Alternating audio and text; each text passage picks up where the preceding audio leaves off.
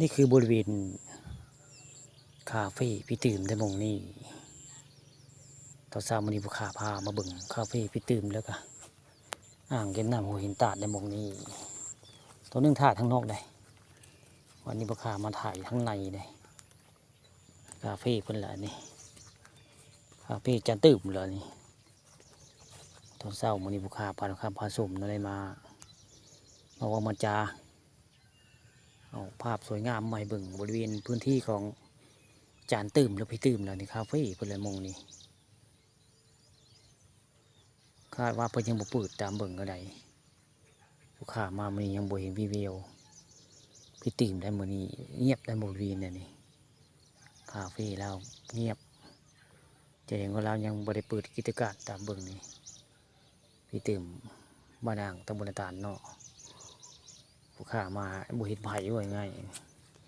แต่ก็บ่เป็นหยังเพราะว่าเพิ่นเว้าเดี๋ยวจะมาถ่ายก็มาถ่ายรูปของเราฮะนี่แหละคาเฟ่พี่ตื่มละนี่คาเฟ่พี่ตื่มอ่างเก็บน้ำบ้านอ่างตำบลตาลข้างได้บรรยากาศร่มรื่นได้นี่มองนี่บรรยากาศคักโรแมนติกกวยง่ายใครมาเที่ยวมาชมมองคาเฟ่หรือว่าร้านอาหารลาวเนี่ยคักบรรยากาศมันมีห่มไม้โอ้คักได้มาเที่ยวมาชมมากินอาหารร้านเพิ่นก็ได้มันเป็นบรรยากาศบรรยากาศธรรมชาติธรรมชาติคักดีได้นี่มีห่มไม้ร่มรื่นไว้ง่ายนี่มองมันคาเฟ่ลาวร่มรื่นคักได้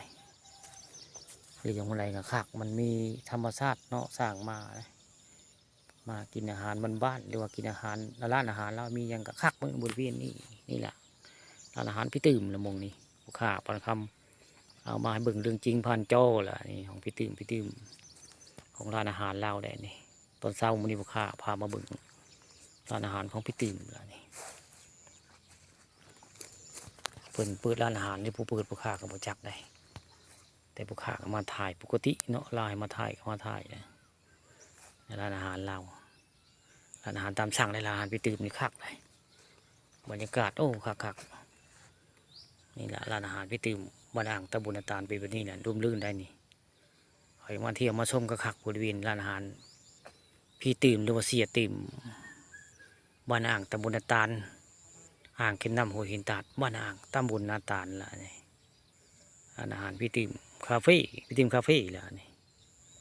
มีต้นไม้เปื่อยได้ต้นไม้เปื่อยมานั่งกินข้าวนี่โอ้ร่มรื่นเย็นไว้ง่ายบรรยากาศโรแมนติกแต่คักบรรยากาศคักได้นี่แหละร้านอาหารพี่ตื่มบ้านอ่างตำบลตาลอำเภอเตางอยจังหวัดสกลนครนี่แหละร้านอาหารพี่ตื่มละนี่